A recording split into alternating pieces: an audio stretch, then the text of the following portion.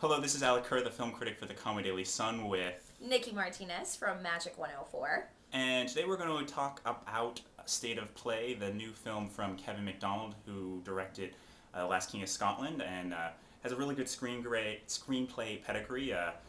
Tony Gilroy, who just wrote and directed Duplicity, is one of the screenwriters, and Billy Ray, who wrote Shattered Glass and Breach. So they're very familiar with this kind of material.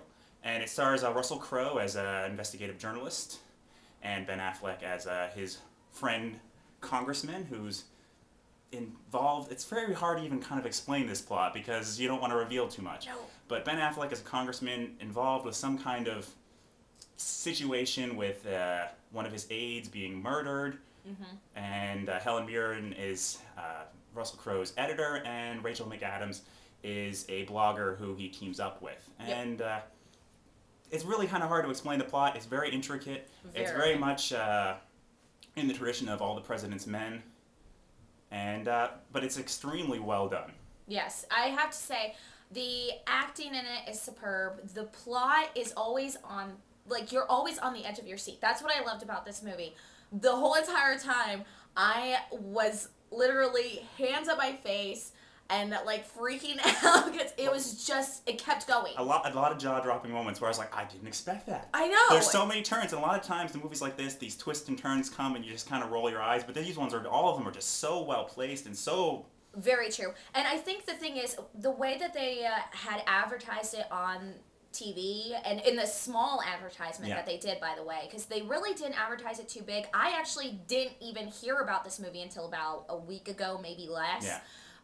They say there's a big twist at the end. No, it's not just the end. The twists keep coming. Like, they are continuously there.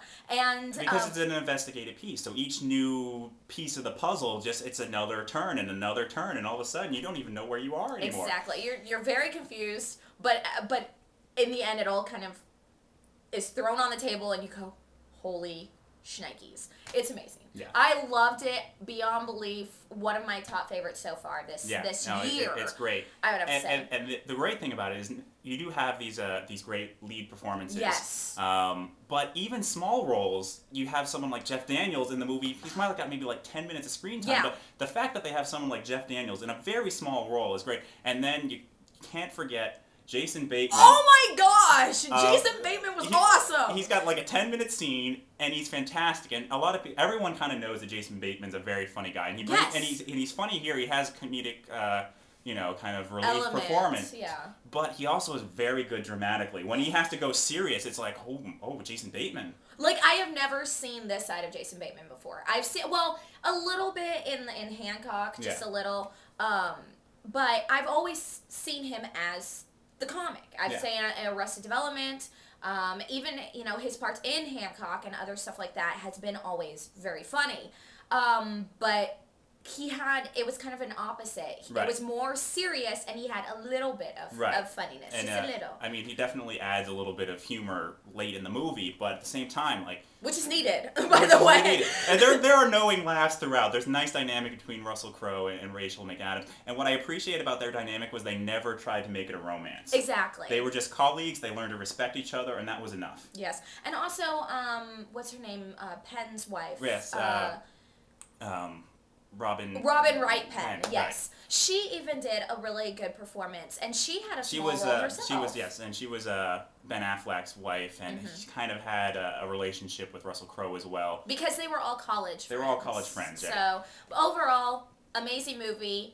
I hope it does extremely well in the theater. And what I just want to say, a lot of people have been hating on Ben Affleck for several years now. And I think he's definitely on the right track with his career again. This is following up Hollywoodland, where he took a supporting role in an ensemble film. Yes. And a role like in this one and in Hollywoodland are the kind of roles he should be taking. He is a good actor, but I think people forgot that when he was doing all these big dumb action movies. Yes. That wasn't who he was, and when he's required to just give a really strong dramatic performance, he can do it. Yeah, and the thing is, I think out of all of the actors and actresses in it, they all were strong. He was probably the the least strong, but he was still strong. Right. He was still strong, and he's gaining momentum, right. and I like that. And the thing was, he didn't really have a flashy performance. He had to be very drawn in, very reserved. So you can look at him and be like, oh, look how wooden he's being, but that's kind of the point. Exactly. So don't get confused with that. Overall... And Russell Crowe is, well, he's Russell Crowe. And Helen Mirren as an editor is just completely believable.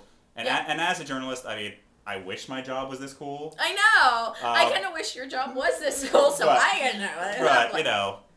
But it is very knowing about the way the newsroom works. Obviously, this is very, very compressed. Things don't move this quickly. And it should be said that this is actually a remake of a 6-hour miniseries. The fact that, and you can kind of tell that things are happening a little too quickly, but at the same time that they managed to cut down 6 hours to just over 2 hours and have it be coherent is pretty impressive. Yes. So overall, definitely go out, watch definitely it. Check it. Check it out. It's an amazing film. So this is Alec and Nikki, and keep watching.